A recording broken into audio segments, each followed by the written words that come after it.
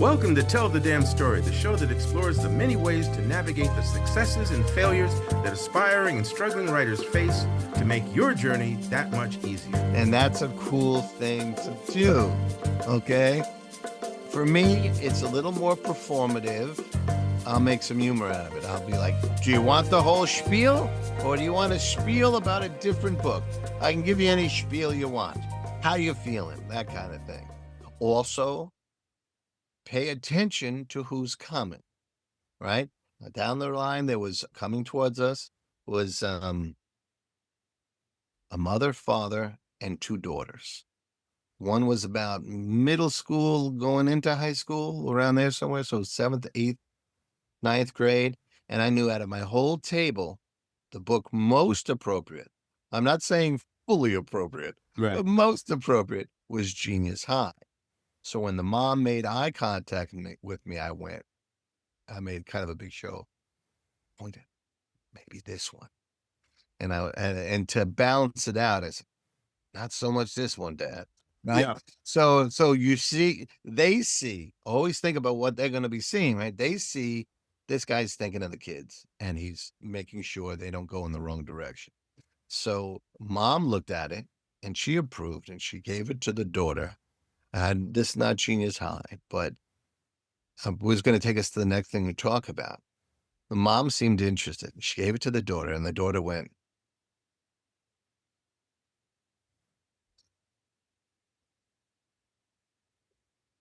nothing. Because if mom chose it, It can't be right. can't be right, right? Whatever. But okay, that's how it is. But I think it would have been worse if, they picked up, I don't have a lot of bloody horror, but if they picked up something that was a little slightly, maybe high school level or whatever. But the parents appreciate it and that kind of stuff. That takes us to what to do when you don't get a sale. Let me just, before you jump in there, just quickly, the opposite of that. Stay tuned. Yeah, the opposite of that was I was at a convention in June of this year, book fair rather, and I had the Sherlock Holmes book on the table, a few other things. That was on the table too. I forgot. Right, I had the Sherlock Holmes book on the table and several other things, and a father and son came by, and the son is maybe like, I don't know, 15, 14, right? And the son looks at the stuff on the table, and there was some RG stuff there was blackjack there was Sherlock. And the kid leans in on Sherlock. And the father says, "This is a comic." I said, "No, this is a published version of my play from X, it had been performed, yada, yada, yada. It's a Sherlock Holmes mystery." Kid picks up the Sherlock Holmes mystery, starts thumbing through it. And the father's talking to me, and I'm watching the child the whole time, right? I'm looking back, corner of my eye sort of thing. Cool. And it turns out, they bought that. They bought a couple other things, but they bought that because the kid is a major Sherlock Holmes fan. Cool. Big Sherlock Holmes fan. And so he was totally in this. So then we talked a bit. I told him a little bit of what it was based on. There's some actual historical information in there. He got even more excited about it.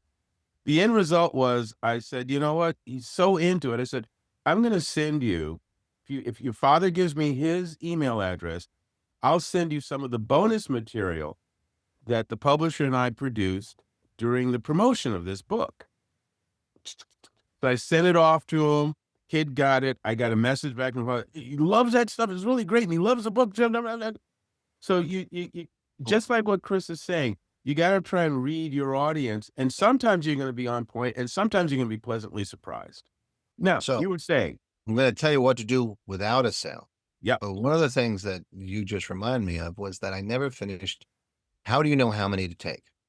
Oh, So, for example, I took only 2 copies of Sherlock Holmes in the Hands of Othello because it was an indie horror book Yep. fair. But there might be some Sherlockians or Holmesians. So I put them there for the Holmes boys. There you go. So from the homeboys. just in case, right? Yeah. And I had 1 or 2, maybe 3 of these and stuff like that. I took one. I'm in a collection that Jim Beard put out with Becky Books of Bigfoot. So I brought 1 copy of that. And then those are just in case, and then to round out, your batting average. Mhm. You might, 5. I think 5 each of the Soul Screams. And you have how many titles of that? 7. 7. So 7 So that's times 32. 5? That's 35 copies, Yep. right? So that's what happens, right? 2 copies each of City of Woe and City of Pain, The 2 and detective the 2 detective horror thrillers. novels, 2 or 3 copies of City of A Simple Rebellion, which is horror adjacent, and in that it's a near apocalypse. And then of the Ghosted and the earlier version of Come All Ye Faithless, the Soul Scream Anthology Holiday, those I had 25 of each because they're $1. And if anything goes easy, it's going to be the cheapest thing. And they were earmarked in my in my mindset. Those were giveaway, promotional, that or let them go for $1 so that they can see what it's like and get a taste. Right? It's that old street thing. First taste for free, yeah, right? So if you're thinking, well, he never said how many to take. I did take a relatively small number of a lot of different books. It afforded me, because I've produced all this stuff, a choice, right? But I didn't take, like Jim Beard, I was lucky enough to be in his Jack Kirby book. I didn't bring that one, but I did bring 1 copy of his Dark Shadows book, which I'm also in, just in case, you know? So now All right. So the non-sales, right? non-sale. That's Yeah. where we are. There's a couple the family did not sell. I didn't make a sale there. And here's how you respond to that. It was great to see you. I'll be here all day. You can't get mad. You can't get frustrated, because that Can't take just it personally. confirms to them and anyone else who would happen to see that you're a jerk. And you want to keep that jerkiness a secret. There was On another the down person. low. Yeah. There was another person, Alex. God bless her. God bless her. She was tiny, and she was intense, and she was beautiful, and she was focused on Sherlock Holmes and the hands of. And what she said to me, "This is about Sherlock Holmes," and I said, "Yes." I said, "It's a play." It's a play. I said, "Yes." It was performed off Broadway right here in New York City. Very well done. It was in a collection with famous playwrights like August Wilson and Mary Barak. Barak, yeah, and more intense and looking at it. And what she said, she looked deep into my eyes. She looked deep into my eyes, and she said, "I'll be back. I'm interested in this." And I said, "Fantastic. Just know there's only 2 copies here, but I hope to have one for you. I'll see you whenever you decide, whenever you can get back. That's fine. I'll be here." And I never saw her again. Now, And I kind of knew that, but you we have want to to. build a plot off of this. Right. 2 other people who were interested in that book saw that she was interested and took her out. So That's right. she got Yeah. this. So always up with the people, right? Yeah. Some people took the skull and said, "Thanks." I said, "Okay, great. Enjoy the show. I'm here all day." And some came back and bought stuff, and some didn't. That side of the table, you have no control over. Your side of the table, you can put out positive, welcoming energy. There you And you can be clear, and I must underscore this, clear and concise in your spiel about the books. I got most of the books down to Soul Scream. I got the pitches down to less than 10 words each. I would say these are all self-contained volumes of this series. You can buy as many or as few or whatever of you want, and you're not going to miss anything. But here we go. And I would go to the first one, holiday horror. Then to the second one, all female protagonists. Third one, this is about all those people you'd like to meet in a dark alley being met in a dark alley. Next one. This is really about truly horrible people. Sci-fi horror. And was annihilation. This is the end of the world, whether it's your broken heart or the actual end of the world, depending on the story. Mhm. And then the last one, Fear and Loathing, I was like, well, if you lived in this country this year, this is the horror book for you. It'll make you feel better. So like that. And you just boom, boom, Genius High, high school horror. City Woe and City of Pain are supernatural detectives. That means they are regular people who investigate supernatural cases. And Simple Rebellion is what the world would be like if it kept going in the direction it's going now. And if they were, some of them were picked up and they were interested. Well, tell me more. And it's like 2 stars of the book are former comedy legends, fictionalized, but they're based on Bill Murray and Richard Pryor, Samuel L. Jackson combination. I said, and they accidentally become the target of the people who made America shatter. And I left it as little as possible. If they say more, be ready for more. But most times they're not going to ask for more than those words. That's something you prepare before the convention and before the event and practice it a little bit and keep it clear and precise, concise, and say it with a smile. I'm gonna, because I'm also aware of our time. I want to. You've told us a lot, and there's going to be a special something for folks who stayed this long. But just before we come to round this all off, there's one more area I want to just sort of touch on. You really sound like you've had so much of it together, and you figured out a number of things from past experiences and all It's that. after 10 years of Right, fumbling and bumbling. right. But as I recall, you haven't always been the eager beaver to go do these things. You were sort of sequestered, or so.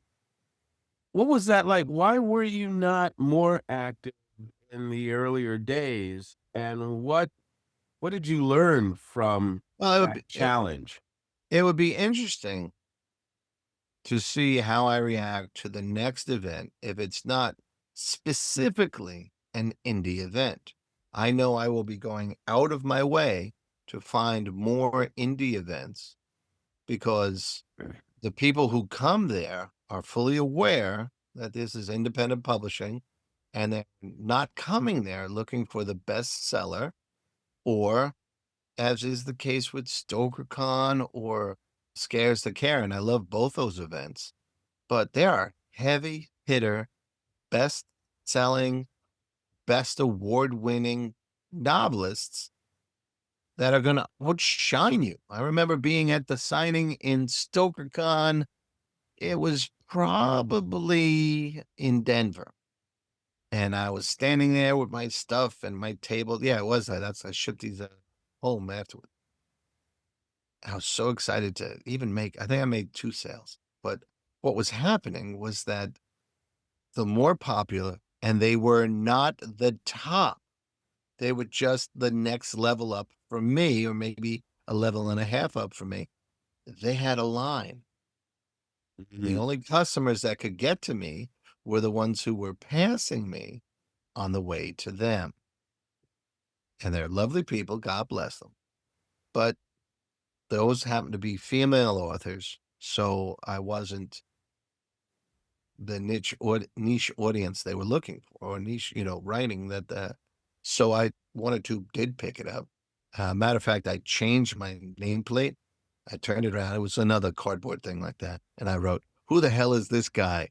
Maybe he's your next favorite." And I turned around and put that, and I got a couple of giggles, and I got 2 sales out of that. I thought So you were it going to was say you always changed your kind name of to Christine, problem. Ryan. But that was why I was so much more excited for this one, because it was more my people. I really enjoy the indie publication part of the business for the freedom and the challenge, But is that but what it's kept you easier to sell right? when people are there for that. Is that what kept you from attending other events in the past? I think that's a part of it. I'm less inclined to take a table at a bigger event until I get bigger. I am pursuing traditional publishing, and if that hits a couple of times, I'll bring everything. But that'll be the calling card in, right? But for now, the reception I received as an indie author, as an indie publisher at an indie event was far more heartening than being there's three kinds of reaction you get if you're primarily indie at a traditional event. You get, oh, that's interesting. Let me see. That's the person you pray for. And you get, oh, so I don't know you. Okay. And then off you go. Or you couldn't get published. And I was published for a decade on a weekly basis, way before any of this began. And I am an award-winning writer on many fronts, but you can't explain that to people, right? Yes, I was more attracted here because it was an indie event. I think I do well there because people know what they're getting into when they enter the event. I would really love to publish a few things traditionally that are received well so that you can, someone can come there saying, oh, I've read this, I really like this, and then find this treasure trove of other stuff that the same person wrote, you know? I find it interesting because one of the things that I encountered in my past when I was developing my experiences in this realm was twofold. One, other people would look at the material that I had produced and make an assumption about what audience would or wouldn't feel attracted to it. But it wasn't that audience I was talking to. So, for instance, when I first started producing Blackjack, I was told flat out by publishers who had rejected the property initially, and then when it was being independently published, I was told by distributors, oh, well, that'll only sell in a Black community. That'll only sell in Watts or Harlem or, whatever area is predominantly only Black people. So we Mighty don't White. go to that area, so we're not going to carry your book. And then one of the things that happened was one of the conventions that you and I were at, I think the second or third issue was already out, and I sold out of the books I had brought with me. And a distributor had said, do you have any more? Because they had taken some before. I said, yeah. I said, how many do you have? I said, well, I have another box of these others that I was. He said, we'll take those. I said, he said, yeah. And a distributor who'd rejected my stuff had just been saying to me, as I'm carrying the box to the other distributors, he said, oh, yeah, hi, Alex. I'm really glad to see you here. I'm sorry we couldn't take your book, but, it's really a hard sell, everything. I said, oh, no, I understand. So-and-so is just sold out of what they have, and I'm just taking this box to them. But I understand your audience. You can't sell it. Yeah. But what my remark was, I understand you saying that in your area you had difficulty selling it. And I just kept going. It's a whole thing of again, how do you think of your material? And like you were saying a moment ago, how do you react? You can't control what's on the other side of that table, but you can control how you respond to things. And I could have gone, well, just because you can't sell these books, other people, I just, no, oh, well, so-and-so, yeah, really? Yep, I'm taking it to him now. Okay. Well, And you can good tell luck to the you. guy is thinking I'm trying to con him. Right. But he sees me walk over to the table, leave it, and see the guy shaking my hand, thank you, taking the books. So I didn't have to do anything other than that. So that was one. And the other thing is, again, with Blackjack, I was, again, the same remark about it's only going to sell to a Black audience.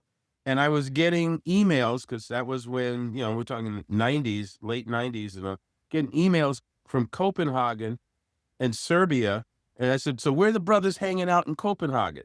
Hey, so sometimes it's you being willing to, you being you, me, folks who are listening, being willing to believe in your property enough to put it out there, to go to the event or to put the book out there and let the audience respond, see what happens.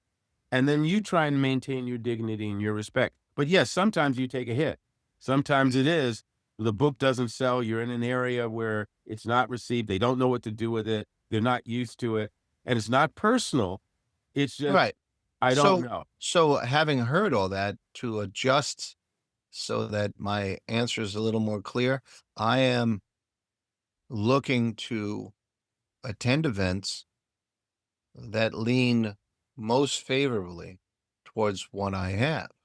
I would love to go to an indie book event so that I can also put, what do we have, 5, 6 blackjack books, Mhm. you know, and I could put the Becky book stuff from Jim Beard that I'm in. I mean, that would probably be 20 or 30 different titles on a book. That would be a little bookstore is what it would Yeah, be. yeah.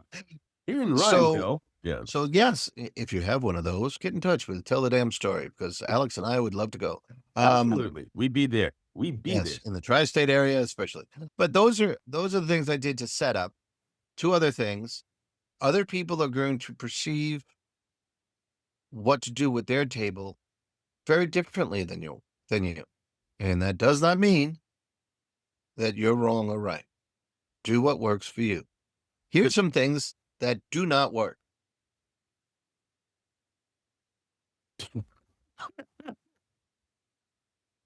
There are many people that you will see at an event such as this that are standing or sitting, worse, sitting behind their stuff, staring off.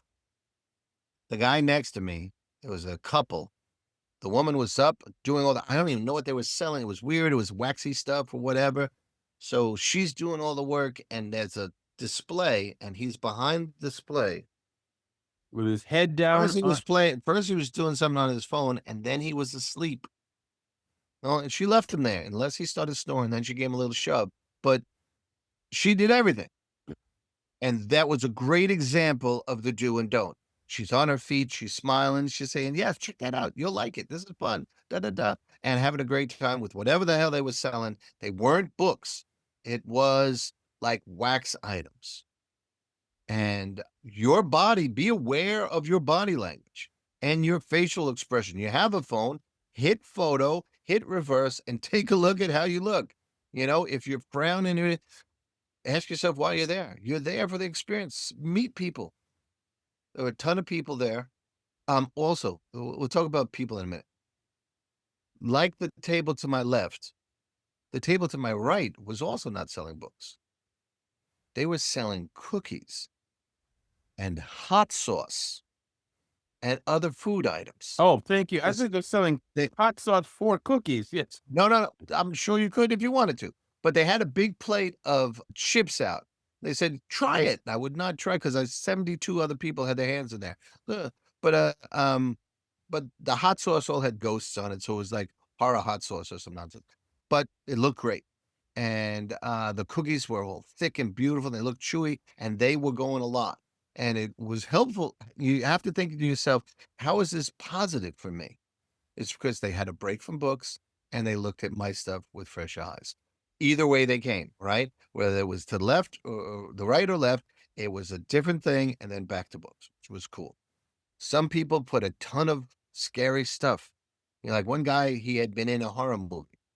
So apparently he got his head cut off in the horror movie Oh, jeez. because he had his head, and one of the fun thing was to look at the head and he was probably in the horror movie in his 20s and the living head was well into his 40s or maybe 50s. So it was, oh, let's see how he aged. All right. But that kind of stuff would attract people. And if you knew that it was like a B-level horror movie or something or indie horror movie, people wanted copies of it. So he was selling DVDs and that kind. So there's a lot of different things. There was someone who had a Christmas tree set up and all the decorations were handmade horror Oh, Christmas wow. decorations. So, and they were doing well. So it doesn't make a difference what you're selling. And whatever your stuff, you're there because you believe in your stuff. There was a guy across the way who was selling big, thick novels and little pamphlets, and he was doing his business. And another people who were from a society, and they were signing people up. It seemed more than there's another person over there was all ironworks. God, just the amount of weight to bring those things up the stairs. God bless them. But people were into it. There you go. You never know. And it doesn't matter what anyone else is doing. Represent yourself as best you can. And if someone is selling a bunch of stuff across the way from you, that's not a reflection on you. You know, the great Clay McLeod Chapman was across the way from me at one point. Not at this another event. And he is breaking. He's not A level yet, but he's A minus. He's right there, right? So 30, 40, 50 people stop by to pick something up from him or whatever number. And that wasn't how many was stopping by me. But the way to interpret that for your own mental health is that's a place to get to. Watch what he does. See how he does it. See if it works for you. Not he's right, I'm wrong. So It's not about if you were going to, as a closing here, that. if you were going to name 3 to 5 do's or don'ts, Okay. what would they be? Do take a chance and sign up for an event. Okay. Spend a little money for a table. Know how much you can afford. I can't afford $1,000 at a table or, several hundred. That's not what I do. A matter of fact, I'm going somewhere in February and the tables were a little pricey and I split it with Damon Mengs. That's another way of doing it. All right. So that's do, right? Do plan ahead. What books are you going to take? How big is the event? How big What's is the your audience? name? Yeah. Yeah. I didn't know whether 10 people or 300, 400 people were going to come. Well, somewhere around 400 or 500 people walk through that place or something. Think about that for a batting average, right? If 300 people passed through there and I sold 30 books, that's the batting average. That's a good day. So if 10 people in a row walk past you, that's like getting 10 fastballs. You're due. Your pitch is coming, right? So know what you want to bring. Talk yourself down from I need 100 copies of each book. You do not. So don't If take too many books. don't take too many. Don't take one copy of each, but don't take too many, right? I think the most I took, besides the loss leaders, was 5 per, right? That's probably a little low, but I knew it sounded like it was going to be on the smaller side. And that's just experience. Have some stuff to give away. Individually wrapped candies of some kind. I did little skulls, but Novelty items. Okay. the bookmarks. People like bookmarks. People like stickers. First, it shows that you're generous, right? Or that it's not all about the money for you. And second, you can be an icebreaker. We got this for you. Have a sticker. Enjoy a sticker. Long dog skulls, whatever. Someone was giving away little bouncy eyeballs one time. And that was a fun thing when they were giving it away. But when people started throwing them against the wall at the end, whoever was that back there was like, what the hell? So you don't want to, I wouldn't give lit dynamite. I wouldn't do that. Oh, Okay. darn. That's I had that on my list. Tablecloths so that you can control what your books are sitting on. So it could give you a clean look. I go for a monochromatic. I use black because it helps the book covers pop. This against red doesn't pop as much as it does against black. It pops a little more against black. Those little stands I showed you, it's that way people can see it a little easier. Have some kind of signs, simple, clear signs that put the price unmistakably, so people know. Let people touch your stuff. That's okay. These are all do's. And you've done about 10 of those. That's good. Yeah. And 10 Don't, 10 to 2 don'ts don't so far. frown. Don't look depressed. Don't ever seem disappointed or angry with the customers.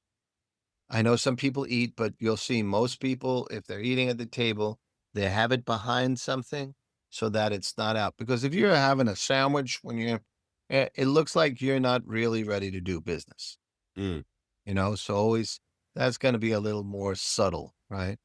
How you dress is important. I consciously dressed in seasonal colors, but not I'm a big horror guy because I know all the young people have monster on the chest, on the t-shirt, or this or that, or some people got very dressed up in outlandish clothes, and that's great. But if you would look for a minute, ladies and gentlemen, at this face,